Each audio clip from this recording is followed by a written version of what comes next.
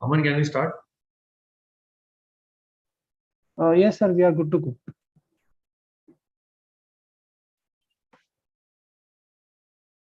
Aman?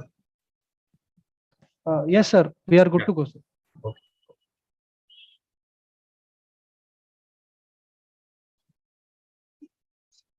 Good evening, friends. Welcome to our next session on refunds under GST. In our earlier session, we have understood the various scenarios of refund and what are the specific provisions of claiming refund, what is the mechanism, what are the restrictions, and what are certain clarifications which are given by the government. We dealt with all types of refund scenarios except for zero rating of goods and services. So today's session will focus on the specific topic of zero rating of goods and services and understand this in detail. So the agenda is to first understand the zero rated supplies, then exports. What do we mean by exports? What are the provisions for zero rated with payment of tax, without payment of tax? What are the provisions for merchant exporter, and what are the common documentations for claiming refund for the above categories? This is the agenda for today's discussion. Well, before we first go into the actual first slide dealing on this topic, we need to first understand that what is the meaning of zero rated supply and how do we claim refund in all such process. So first of all, we all know that export of goods or services are by default treated as interstate supply. This has been explained in our session on place of supply for international transactions. So export of goods and export of services both are treated as interstate supplies. So once we say that a transaction qualifies as an interstate supply or is by default deemed to be an interstate supply as per the provisions of IGST Act, then what are the provisions which permit you to export without charging tax? Because section 5 of IGST clearly says that, which is a charging provision. It says that all interstate supplies are to be taxed and IGST is required to be paid as per the applicable tax rates. Then what is the provision which permits you to not charge tax on export of goods or services? Well, for this we have section 16. Section 16 of IGST Act defines zero rated supplies to mean export of goods or services and also to mean supplies to SEZ units or SEZ developers for authorized operations. This is the definition given under section 16. Now, section 16 thereafter has certain subclauses which says that subsection which says that you can claim refund or you can do a zero rating without payment of IGST, subject to giving a letter of undertaking that you will comply with the provisions of the GST law, and if at all there is any violation, then you will pay the tax on this transaction. This is the first option given under section 16. Thereafter, section 16 gives you a second option to export with payment of taxes. And of course, for claiming refund for goods and services, there are separate mechanisms which you will understand in the next few slides. But this is the broadly the options given by section 16. Which says that either you export without payment of IGST or you export or you supply to SEZ with payment of IGST. And thereafter, there are mechanisms to claim refund. In the first case, where you are not charging tax, of course, you will have substantial input tax credit if your export turnover is very large as compared to domestic turnover. And secondly, when you are exporting with payment of taxes or supplying to SEZ with payment of taxes, definitely you would want to claim back the tax which you have paid by utilizing the input tax credit. So both these mechanisms permit you refund. But the point which I want to highlight, friends, is that per se there is no, if we ignore section 16, per se there is no provision which says that exports are not taxable. Section 16 itself gives you zero rating, and it says that there are mechanisms to claim refund. That is where 16 the provision of 16 come into play. But friends, at this point, I would like to highlight that the option of with payment of tax and thereafter claiming refund of the tax paid. So generally, what happens in such cases where an assessee would like to opt to pay tax by using his unutilized input tax credit. and thereafter claim the refund of the tax which is paid. So in this option was proposed to be discontinued by Finance Act 2021, and it says that this option will be prohibited, and only when the government notifies that certain class of goods or certain class of persons which will be notified by the government, only those cases will be permitted for refund route under the with payment of tax option. However, friends, this provision, though amended in the Act of IGST, but this provision is not yet notified, and hence this provision is not yet effective. Until this provision is effective, definitely you can opt for either of the mechanism, that is either without payment and with payment. But once this provision becomes effective, the second option, that is with payment of IGST, will be blocked unless your transaction or your specific type of business is notified by the government. So please be careful that as and when this is notified, you need to ensure that you do not do any transaction of export with payment of tax unless it is notified. So once we understand that what is zero rating, we need to understand that what is exports. I know that a small part of this has been dealt with in the in our presentation for place of provision or place of supply, but I'll again repeat this for the sake of the flow of this entire presentation. So once we understand that what is zero rating, we need to first then satisfy that whether my transaction qualifies as export or not. For this, we understand the definition of export of goods given under Section 2, subsection 5 GST Act, which is a simple definition, and it says that export of goods means taking goods out of India to a place outside India. This is a simple definition which says that you just need to take your goods from India to a place outside India, and your transaction qualifies as export of goods. Of course, for claiming refunds on account of exports, there are many restrictions which are put in by the government in rules, which we'll understand in the next few slides when we go through the refund mechanism. But this is the definition of export of goods. Thereafter, export of service, which is defined under Section 2, subsection 6, 5 GST Act, which is a more elaborative definition. It says that if a service provider, which is a supplier, is located in India and the service recipient is outside India. These are the first two conditions, which says that the supplier should be in India and the recipient should be outside India. It says that the place of supply of all such cases should be outside India, and for convertible foreign exchange should be received by the supplier in India. So if all these conditions are satisfied, and the additional condition of that the supplier and the recipient should not be an establishment of distinct person. If all these conditions are satisfied, only then your service will qualify the export of services. So, friends, these are the two definitions, that is export of goods and export of services. The last condition in this definition that is established, that the supplier and the recipient should not be establishment of distinct person. What does it mean is that the supplier and the recipient should not be one person, or it should not be the branch office of the same person. Now, this clarification was also given by a circular last year, because at ground level, while claiming refunds, the department officers were raising queries at whether the supplier in India providing services to its parent company or its subsidiary outside India, will it qualify as export of services or not? They were interpreting that this establishment of distinct person would mean that the parent subsidiary relationship also. However, the circular has clarified that the parent and the subsidiary are distinct persons registered in the respective countries in their respective laws, and therefore they cannot be an establishment of a same person, because both are separate persons in the eyes of law.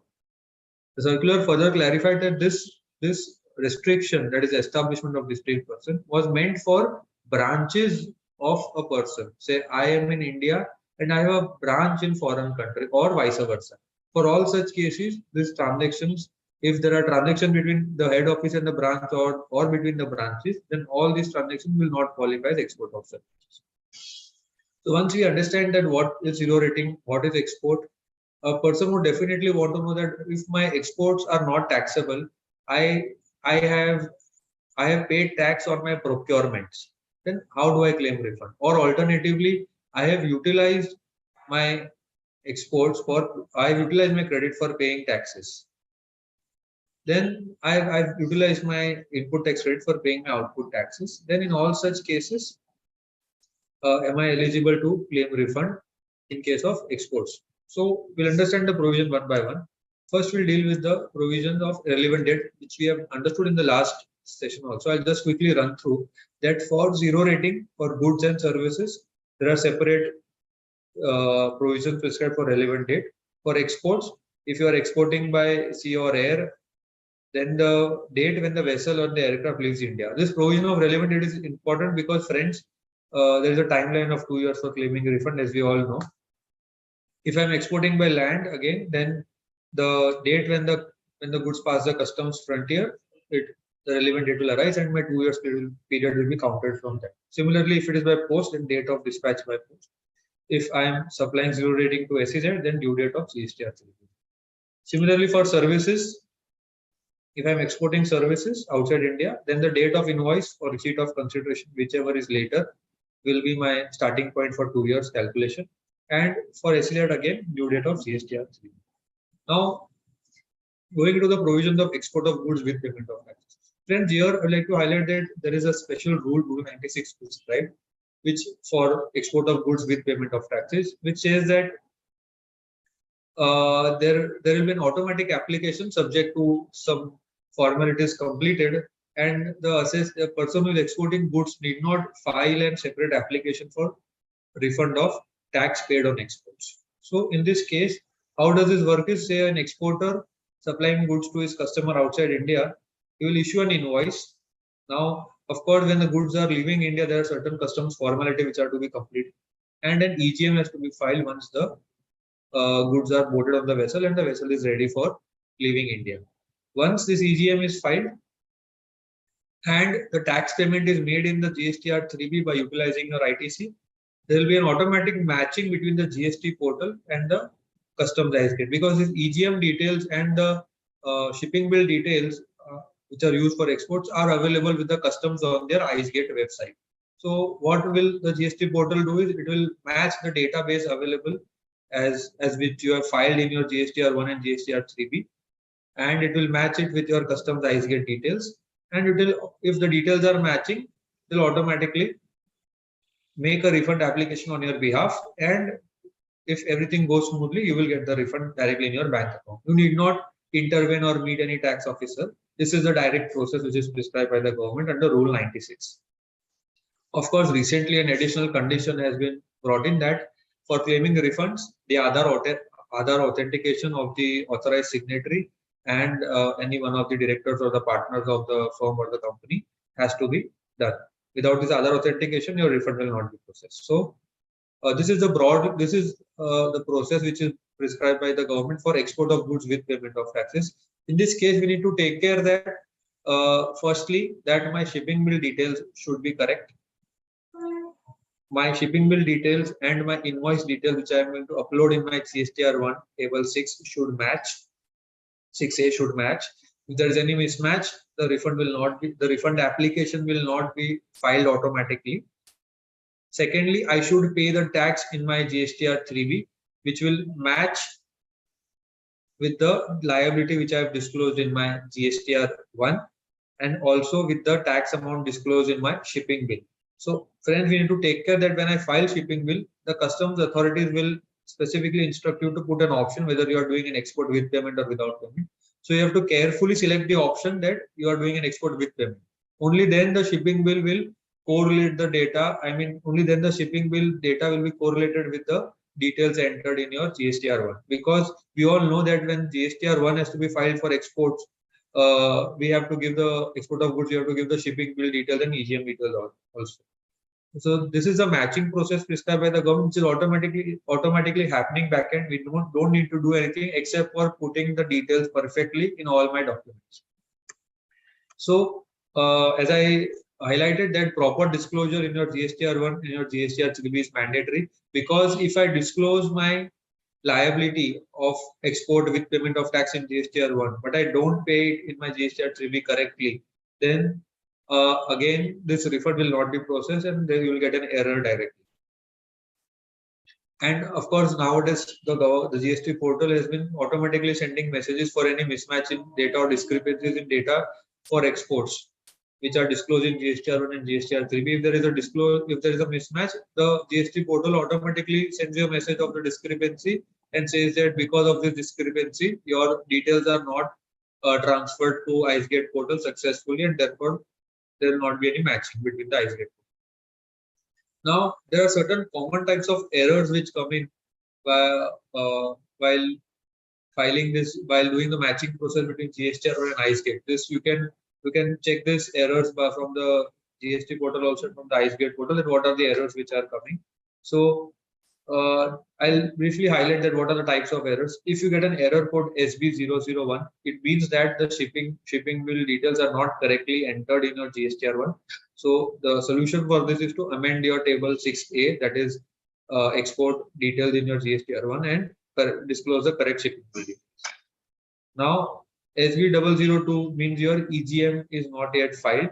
So in all such case, it is possible that the shipping line or the airline is not yet correct or not correctly filed the EGM. You need to approach them and get this resolved. SB003 means there is a GSTI mismatch. It means that the GST number disclosed in your shipping bill is not correct. In all such cases, you need to manually make the correction by approaching the customs authorities. SB004 is for a duplicate detail. So it is possible in some cases a duplicate detail has been entered. So this is the error which you will get in SB004. SB005 is for an incorrect invoice number. Again, here you have to amend your GSTR1 if there is a mistake of disclosure in invoice number in your GSTR1.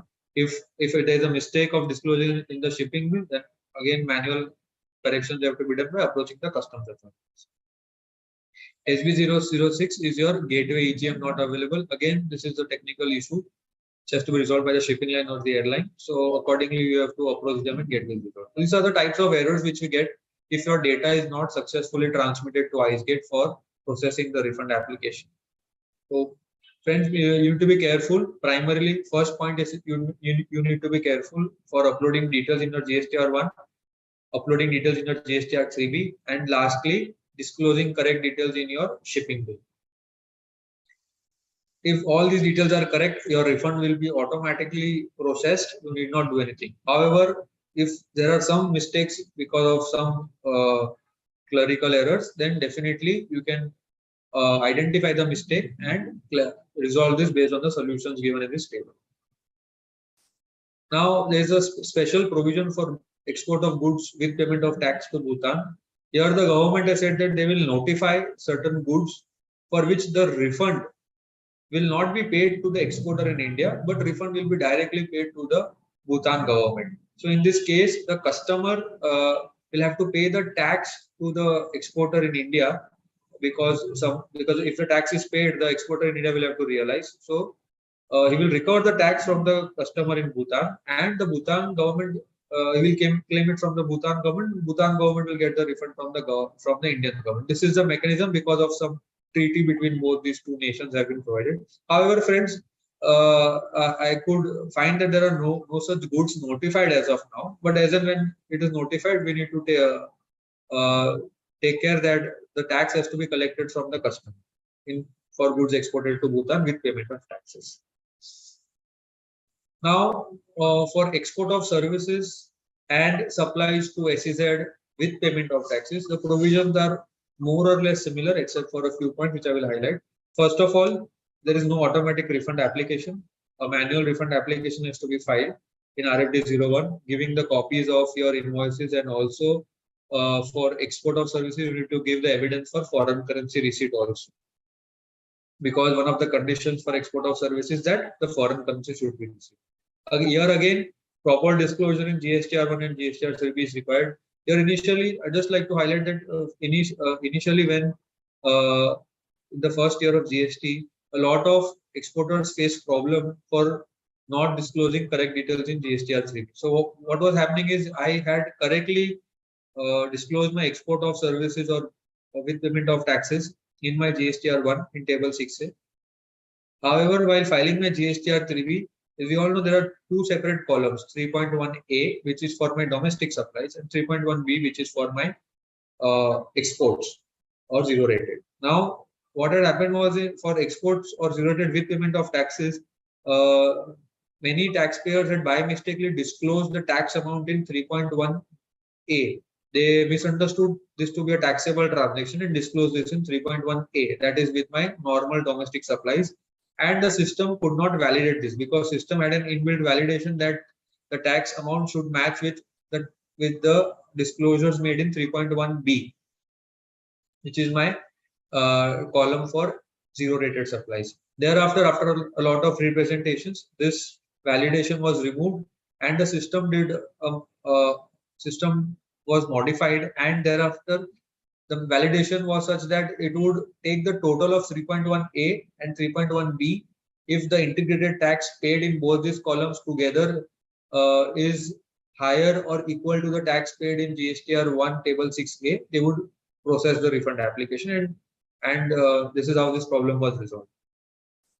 Now, technically, friends, we believe that if I am doing an export with payment of taxes and I am filing a refund application with my jurisdictional officer, I am not required to submit my GSTR two-way details or inward supply details or the matching of my invoices.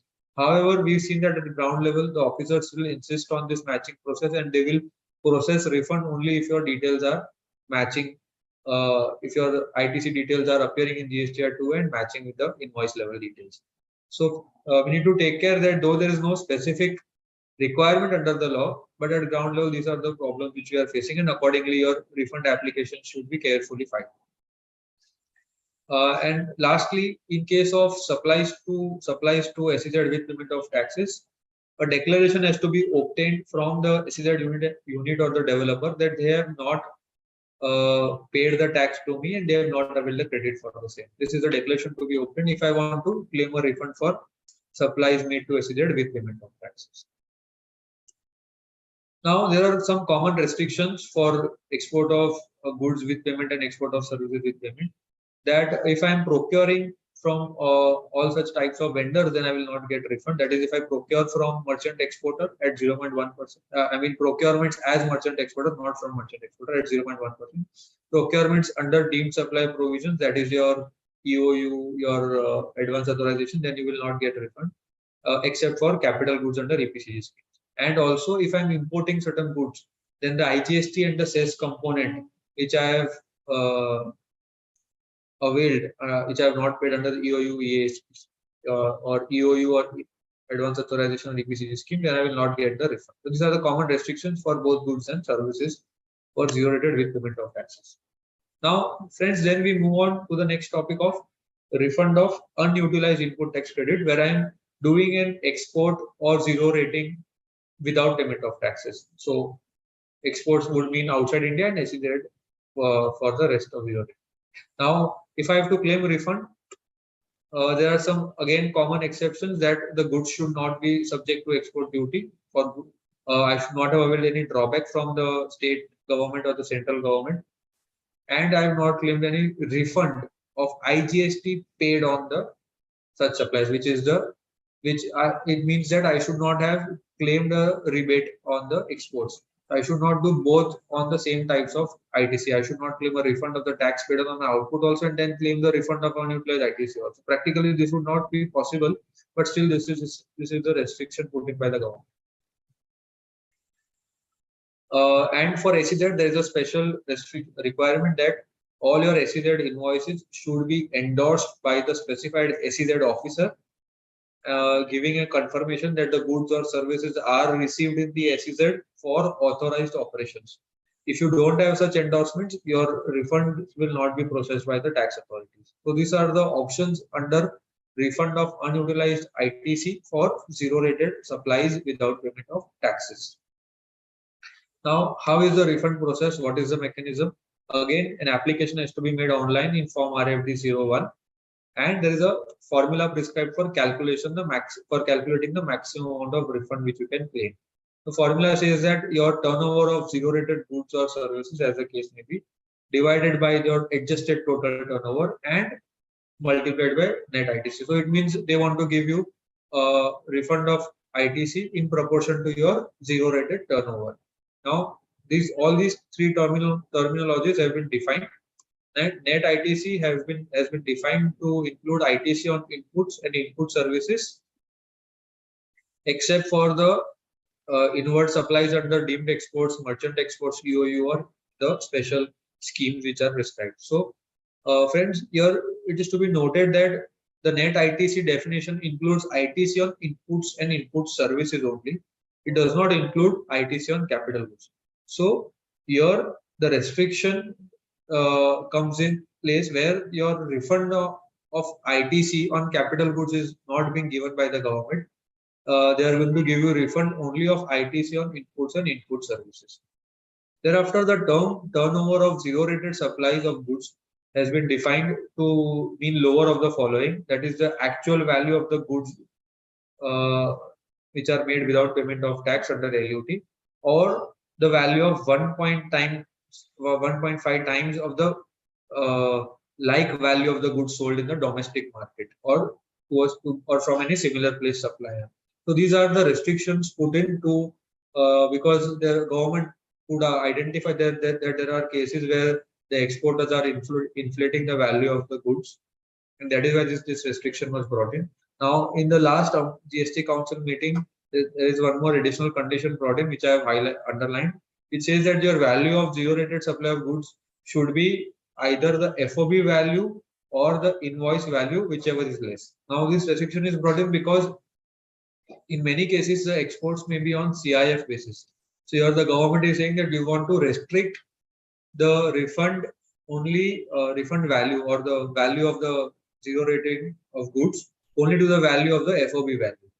We would not want to give you the refund to the in proportion to your freight or the insurance charges which you are recovering from your foreign customers. So here again to reiterate the turnover of zero rating supply of goods has been defined to mean lower of the following, that is either the value which is declared in the invoice or the FOB value, whichever is lower, and thereafter you have to see whether this value is either equal to or less than the 1.5 times value of the like types of goods sold in the domestic market. Now, turnover of zero rated of services has been defined to mean that the payment received during the relevant period for zero rating of service plus the value on which you had received the payment in advance earlier and the services have been completed now, and subtract the advances against which you have not provided the services. So it says that first you take your total payments which you have received in foreign currency for zero rating of services. To this, you add the value for which you have provided services now, but for which you had received payments earlier. And similarly, you need to subtract the advances which you have received now, for which you have not provided services yet. So in short, what they are trying to say is payment or provision of service, whichever is later, that is the concept which you have to apply, and accordingly you have to derive the turnover of zero rating for services. Adjusted total turnover has been defined to mean the turnover applicable in a state. That is, if I'm having registration in multiple states, I have to focus on the turnover, my total turnover in that state from where I'm making the zero rating supply. And it also says that it will not include the denominator will not include my exempt supplies or the turnover on which a separate refund claim is being filed under some other rules like the deemed supplies or the merchant exports. So here what they are saying is the top line, which is here turnover of zero rating of supply, should include the values which are defined separately for goods or services. Thereafter, your adjusted total turnover means the turnover within that state, excluding your exempt supplies and excluding any turnover for which a separate refund claim is being filed, multiplied by my net ITC, which is my ITC on inputs and input services only.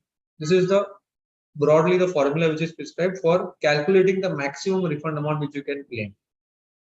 Thereafter, we have an additional restriction, that is the refund claim will be restricted to the closing balance of electronic credit ledger available as on date, and also the closing balance of electronic credit ledger available as on the end of the month for which you are filing the refund claim. If I'm filing the refund claim in the month of July 2022 for say an export which was made in April 2022, then my refund application will be, firstly it will be restricted to the maximum refund amount calculated as per the proportionate formula in our earlier slides. Thereafter, I have to see what was my ECL balance, that is my credit ledger balance, as on the after filing my GST 3B for the month of April 2022. Then I have to see what is my credit ledger balance as on today's date. The lower of these three amounts will be your eligible refund amount for this April 2022 refund application.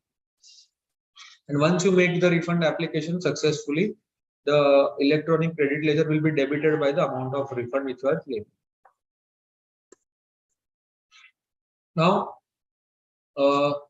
for exports without payment of taxes, Rule 96B has certain more restrictions. It says that first of all, you need to obtain an LUT. In RFD 11, we all know that this is an annual application which is to be made online. It does not take more than 2 minutes. And thereafter, this LUT, when we file this LUT, it says that you are binding yourself to pay the tax along with interest within 15 days or any such additional time allowed by the commissioner, within 15 days of the following two situations. That is, in case of goods exported without payment of taxes, if the goods are not exported within 3 months from the date of invoice, then on this expiry of 3 months, thereafter this 15 days time limit will start, and within this 15 days, I have to pay the tax along with interest. Interest will be calculated from the date of invoice. So here what the government is saying is that we are permitting you to export without payment of taxes under the cover of a letter of undertaking, but you need to export the goods within 3 months from date of invoice. If you don't export, then in the next 15 days after the expiry of 3 months, please pay the tax along with interest. And if you don't pay this tax, your LUT will be withdrawn. It means you cannot do any export of goods without payment of taxes. Only when you rectify the situation, that is, you pay the tax along with interest, your LUT will be again restored. Otherwise, your LUT will be withdrawn. Now, in case of services, they are saying that in case you don't receive the foreign exchange within a period of 1 year, or in case of INR, you don't receive the INR within a period of 1 year. INR only in cases where it is permitted by RBI, that is mostly cases like exports to Nepal and Bhutan, wherein they have permitted receipt of INR.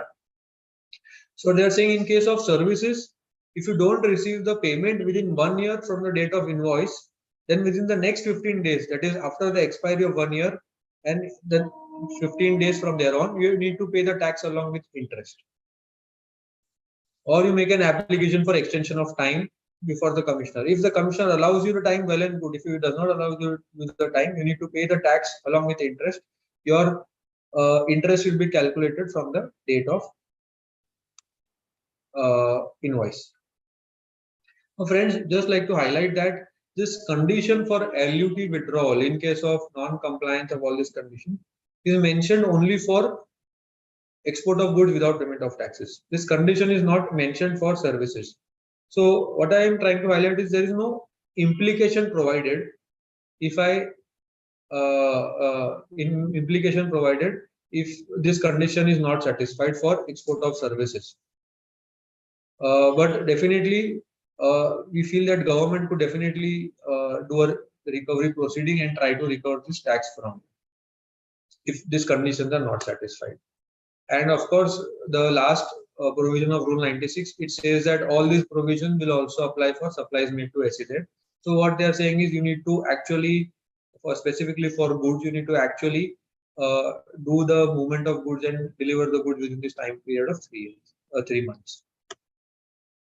Now, thereafter, in 2020, this Rule 96B was introduced. It said, the rule says that if I am exporting goods with or without payment of taxes. So friends, what I'm trying to highlight here is that the definition of export of goods did not have any requirement to bring foreign currency or to bring in the sale proceeds. Now here, the rule 96B, which was inserted in 2020, brought in an additional condition. It says that for export of goods also, either with or without payment of taxes, you need to bring in the sale proceeds within the timeline prescribed as per FEMA. Now, FEMA I believe that the FEMA has a timeline of 9 months. So within probably this 9 months timeline, you need to bring in the sale proceeds to India. Otherwise, otherwise you need to pay back the tax to the government within 30 days from this expiry of timeline of FEMA. And once you realize the sale proceeds from the foreign country, your amount which you had deposited earlier will be refunded back. But this refund application has to be filed within 3 months of such realization. Now, please note that this provision is applicable only for export of goods, not for services. So I'll just reiterate again because this is important. What they're saying is, for export of goods without payment of taxes, your sale proceeds are to be realized within the timeline prescribed as per FEMA, which is 9 months, I believe, unless it is specific, unless this requirement is waived by RBI. If you don't realize the sale proceeds within this timeline, you need to pay the tax in case of without payment. You need to pay back the refund which was granted to you within the period of 30 days. If no refund was granted to you, definitely your earlier provision will trigger if the export was not made within this timeline. However, if any refund was granted to you and you have not brought in the sale proceeds, then this timeline of FEMA will apply, and you need to pay back the amount of refund which was granted to you within 30 days from this expiry of FEMA timeline. Once you realize the sale proceeds, you can again claim back the amount which you had paid, but again there is a timeline of 3 months from the date of realization of such sale proceeds. Now, initially there was a lot of uproar because, as I said, the export of goods definition does not prescribe this timeline, nor there is any statutory requirement under Section 16 of IGST Act. So, a lot of assessees and forums felt that this provision, Rule 96B, is ultra vires the Act itself. So, in 2021, the Finance Act amended Section 16, and a specific proviso was inserted which brought in this condition under Section 16.3 itself. So 16.3 now says that if I am not realizing the sale proceeds within this timeline, and if I've got the refund from the government, then I need to pay back the refund within this 30 days period. Now, friends, we'll deal with the provisions of merchant exporter. Let's understand this is an example. So there is supplier number 1 who is supplying goods at normal rate to supplier number 2. Now, supplier number 2 is going to supply goods to an exporter. Now, why we say he is a merchant exporter? Because technically he's a trader, is going to buy and sell the goods directly to a foreign customer.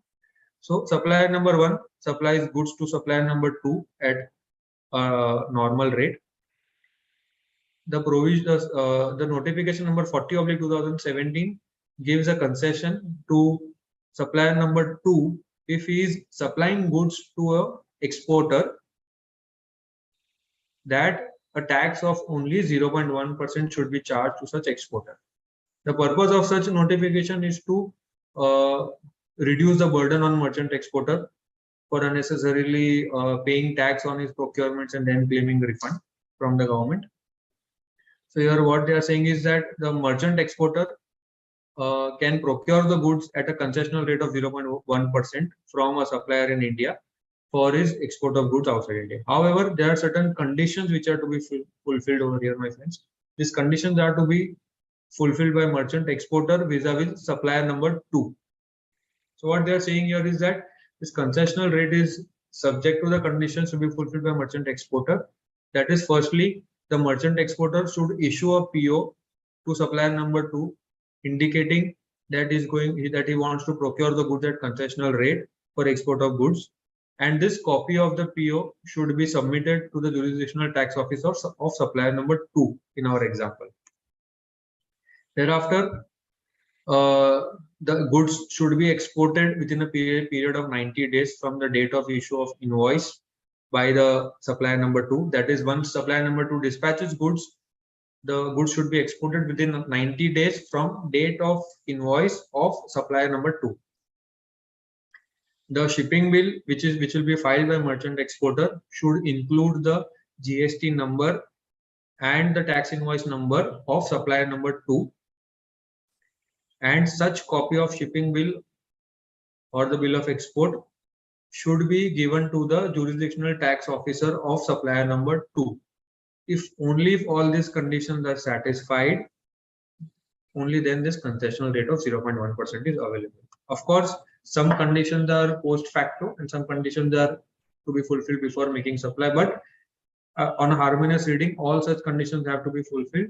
And the last condition is that the merchant exporter should be registered with an export promotion council or any commodity board which is recognized by the Department of Commerce. So friends, all the conditions have to be fulfilled by merchant exporter and supplier number 2 simultaneously. However, if any of these conditions are not fulfilled, say if the goods are not exported within a period of 90 days from the date of invoice of supplier number 2, then this concessional rate which was given to supplier number 2 will be denied. So primarily the action or the recovery of tax will be from the supplier number 2, because he is the person who is claiming concession from the government. Merchant exporter technically is not claiming any concession. He is a party to this concession, and he is the person who is initiating this concession from supplier number 2. But the actual claimant of concession is supplier number 2 in my example, and therefore supplier number 2 has to be very careful in complying with all these conditions and ensuring that all the information which is required to be given to the tax officer of his jurisdiction is given. Otherwise, recovery of tax will be made from the supplier number 2 for any non-fulfillment of conditions. Now, there are certain common documentations prescribed for all such refund applications. I have just summarized in this one slide.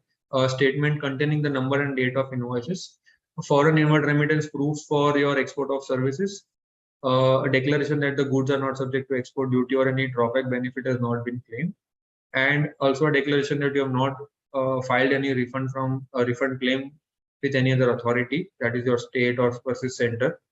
And lastly, your refund will always be restricted to the ITC which is appearing in GSTR 2F as per the circular number 135. Now there are certain other aspects, my friend, which I would like to highlight. That firstly, there are certain conditions which are to be fulfilled also, which are common. It says that if you want to export goods or you want to do a zero-rated supply, your invoice should contain certain endorsements. The first is for exports with payment of taxes. It says that this specific endorsements as it is should be shown on your invoice, which is supply meant for exports or supply to SEZ unit or developer for authorized operations on payment of taxes for all your supplies with payment of taxes. And in case of without payment, your endorsement will just change the last few wordings, that it will be under bond or LUT without payment of taxes. This is one of the conditions which are given under Rule 46. Thereafter, please note that the refund of ITC on capital goods is restricted for export without payment option, but it is not restricted for export with payment option. We had seen earlier that the formula and the definition of net ITC was applicable only for exports without payment of taxes. Such formula or such definition is not applicable for export with payment of taxes. We also recommend that your LUT number should be, or your LUT ARN number should be indicated on all your invoices where you are doing exports without payment of taxes. Also, an assessee can selectively do either export with payment of taxes for one particular invoice and can opt to do an export with payment of tax for another invoice. There is no such restriction under the law. And lastly, we frequently get queries of the rate of exchange to be given for conversion, because in many cases the invoices will be raised in foreign currencies for exports outside India. So Rule 34 says that for goods, the rate of exchange should be as per the Customs Act. The Customs comes out with a fortnightly exchange rate for various currencies. So it should be as per the notifications given by Customs. And for services, it can be as per your generally accepted accounting principles, that is, as per your accounting standards as approved by your auditor. So these are the various provisions for exports and zero rating of supply. With this, friends, I end my presentation. I will take up the queries which are there in the chat box. Firstly,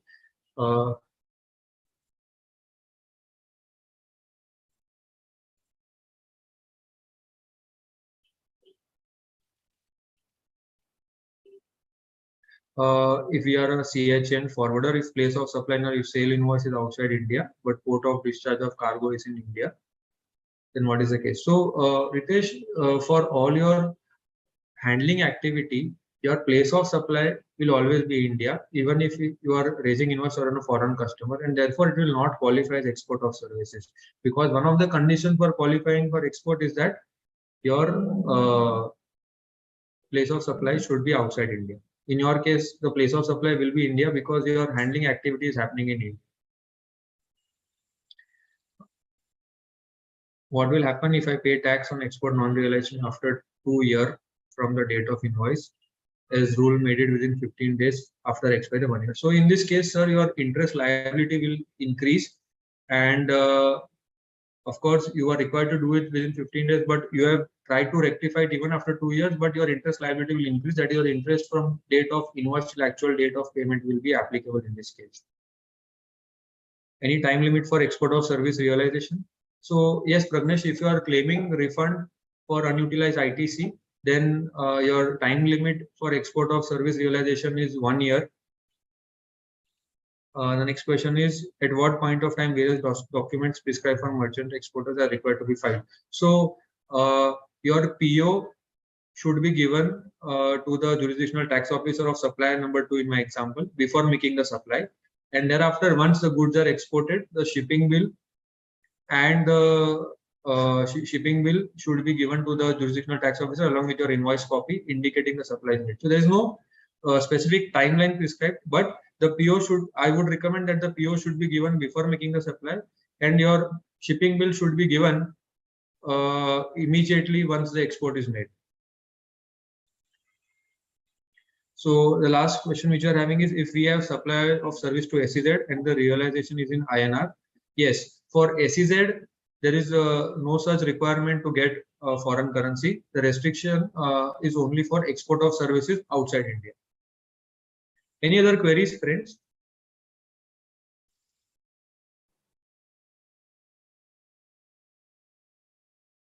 Thank you so much. End this session and see you on next Tuesday with our next topic of exemptions.